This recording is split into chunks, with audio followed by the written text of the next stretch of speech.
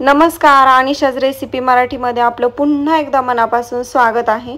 तर आज आपण करणार आहोत हलवाई स्टाईल रबडी।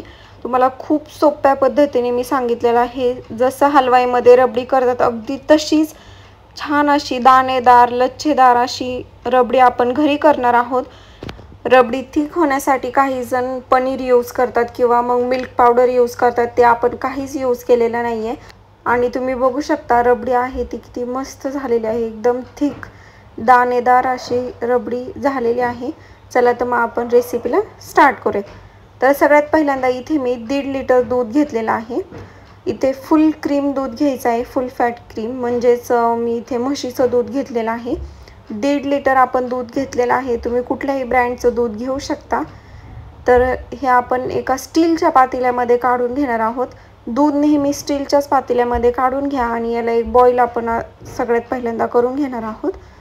स्टीलच्या पातेल्यामध्ये दूध यासाठी काढायचं की ते खाली लागत नाही आणि ते आपल्याला भरपूर आटवायचं आहे, त्यामुळे ते स्टीलच्या पातेल्यामध्ये काढून घ्यायचं आहे।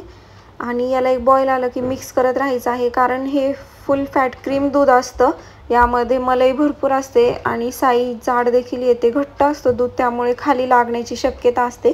त्यामुळे सतत दूध आहे ते मिक्स करत राहायचं। वरती जी दुधावरती साई आलेली आहे ती दुधामध्ये मिक्स करून व्यवस्थित असं हलवत राहायचं आहे दूध। आणि जोपर्यंत हे 1/3 होत नाही तोपर्यंत आपण हे मिक्स करत अशीच वरती साई आलेली आहे ती मिक्स करत घट्ट करून घेणार आहोत दूध। तुम्ही बघू शकता आता थोडंसं दूध आहे ते झालेलं आहे आटून। जोपर्यंत 1/3 दूध होत नाही तोपर्यंत असंच दूध आटवत राहायचं आहे। आणि तुम्ही बघू शकता अशा प्रकारे सतत मिक्स करत राहायचं। आणि आता आपलं हाफ दूध आहे ते आटून झालेलं आहे, आणखी थोडंसं दूध आटून घ्यायचं आहे।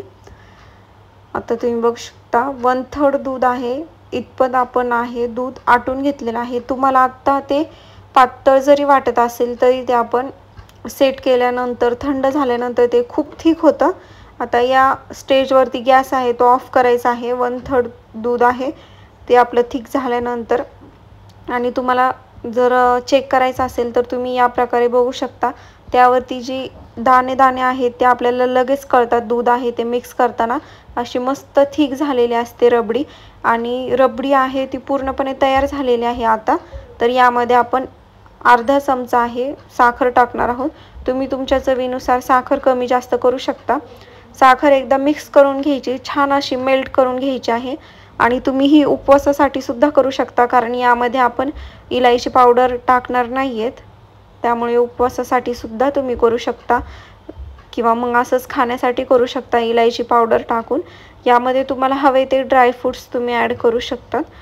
साखर एकदा मेल्ट करून घ्यायची। सगळी प्रोसेस आहे ती स्लो गॅसवर करायची आहे। पूर्ण मला 1 तास लागला दूध आटवण्यासाठी, कारण मी स्लो गॅसवरती दूध आहे ते आटवलं होतं, 1/3 दूध केलं होतं। तर 1 तासामध्ये आपली रबडी आहे ती तयार झालेली आहे। पण रिझल्ट आहे ते खूप भन्नाट असे मिळतात, अप्रतिम अशी रबडी होते। तुम्ही नक्की एकदा ट्राय करून बघा।